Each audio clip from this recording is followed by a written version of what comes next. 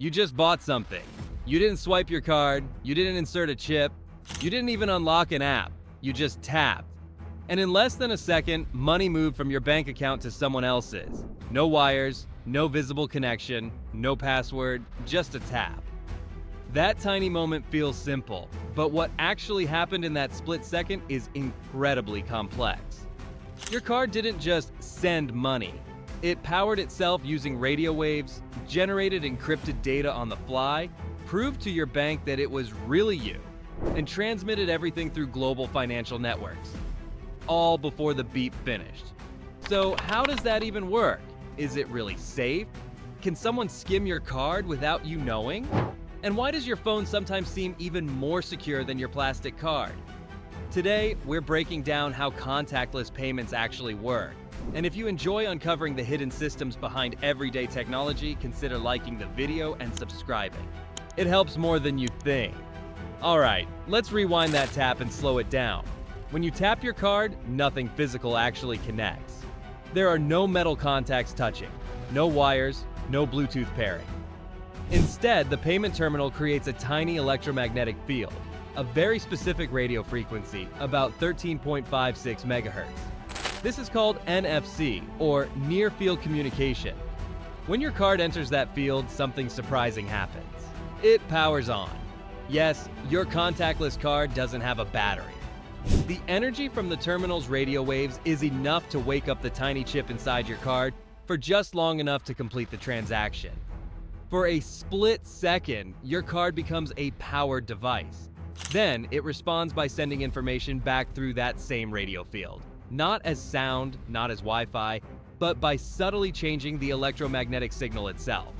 So before money moves, before banks get involved, before approval even happens, your card and the terminal are already talking.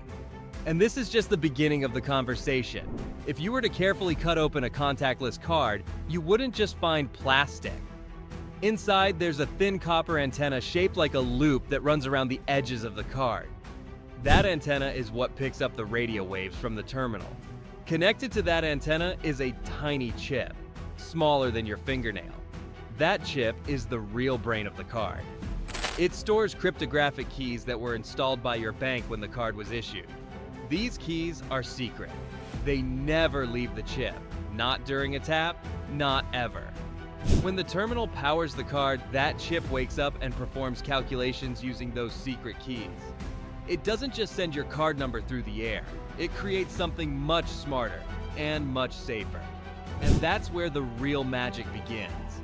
When your card wakes up, it doesn't just say, "Hi, here's my number." Instead, it starts a structured conversation with the terminal. First, the terminal asks what type of payment application the card supports. Visa, MasterCard, and so on. Once they agree, the real exchange begins. The terminal sends transaction details, the amount, the merchant, the time. Your card then uses its secret cryptographic keys to generate a one-time code for that specific transaction. This is often called a dynamic cryptogram. That code cannot be reused, it cannot be predicted, and it only works for that exact purchase. So even if someone intercepted the signal, copying it wouldn't help them. What your card sends back isn't just identification, it's proof. Proof that it's genuine. Proof that it was physically present. Proof that it approved this specific transaction. All of that happens before you even hear the beep. Once the terminal receives that encrypted proof from your card, it doesn't approve the payment on its own. Instead, it sends the transaction into the payment network. First, the terminal passes the request to the merchant's bank, called the acquirer.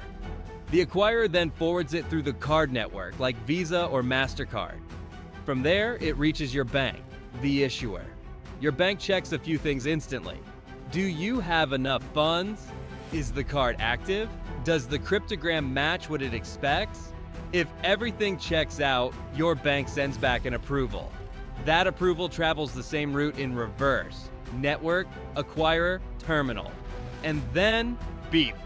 Approved. All of that, radio waves, cryptography, global banking infrastructure, in under a second. But here's something important. That speed doesn't mean it's less secure.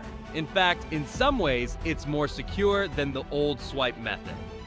Before contactless, most payments relied on the magnetic stripe on the back of your card. That stripe stores static information, the same data, every single time you swipe it.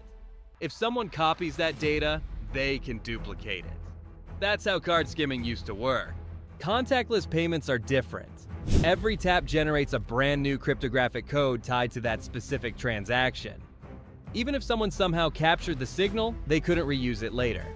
On top of that, many regions set low-value limits for tap payments without verification. Go above that amount and you'll be asked for a PIN or additional authentication. So instead of sending the same information over and over, your card proves itself in a new way every time, and that's a major upgrade. But here's where things get even more interesting, because when you tap your phone instead of your card, the system adds another layer of protection. When you tap your phone instead of your card, it looks the same from the outside. But under the hood, it works a little differently. Your phone doesn't transmit your real card number. Instead, it uses something called tokenization. When you add your card to Apple Pay or Google Pay, your bank creates a device-specific replacement number. This is often called a token or device account number. It represents your card, but it isn't your real card number. So when you tap your phone, the merchant never receives your actual card details. If someone hacked that store's system, they wouldn't get your real card number, just the token, which is useless outside that specific context. And there's another difference. Before your phone even sends that token, it requires you to verify yourself with Face ID, Touch ID, or a passcode. That means the device proves two things. The card is valid, and the person holding the phone is authorized. Your plastic card can prove the first. Your phone proves both. You've probably heard this before, that someone with a scanner can walk past you and secretly steal your card information through your pocket. It sounds plausible. After all, the payment works wirelessly. But here's the key detail. Contactless payments use near-field communication. Near-field means very near. The effective range is usually just a few centimeters. Your card has to be extremely close to the terminal's electromagnetic field to power up and respond. We're talking inches, not across a room. And even if someone did manage to activate your card at close range, they wouldn't get everything they need to make fraudulent purchases. Remember, each transaction generates a one-time cryptographic proof. There's no static data to clone like the old magnetic stripe days. That doesn't mean zero risk exists. No system is perfect. But the idea that someone can casually drain your bank account from several feet away? That's mostly a myth. No payment system is completely immune to attack. One of the most discussed threats in contactless payments is something called a relay attack. In simple terms, a relay attack involves two devices working together. One device stays near your card or phone. The other stays near a payment terminal somewhere else. The attackers relay the communication between the two in real time, tricking the terminal into thinking your card is physically present. It sounds dramatic, and in controlled lab conditions, it has been demonstrated. But in practice, it's extremely difficult. It requires coordination, specialized equipment, and timing that's hard to pull off unnoticed. Payment networks also constantly update security checks to detect unusual behavior. So yes, there are theoretical vulnerabilities. But they're rare, complex, and far less common than old-fashioned card theft. The bigger risks usually come from lost cards, weak passwords, or phishing scams, not the tap itself. The tap you use today is only the beginning. Payment limits are increasing in many countries because fraud rates for contactless transactions are lower than older methods. Phones and smartwatches are becoming more common than plastic cards. Biometric verification is replacing PIN codes. And in some places, you don't even need your own device anymore. Tap-to-pay systems now allow merchants to accept payments directly on smartphones, turning phones into terminals. At the same time, security keeps evolving. Stronger encryption, smarter fraud detection powered by machine learning. More device-based authentication instead of static credentials. The goal is simple: make payments faster, frictionless, and invisible, without sacrificing security. And the more seamless it feels, the more complex the system underneath becomes. The next time you tap your card or phone, remember what's really happening. A terminal creates a radio field. Your card powers itself from that field.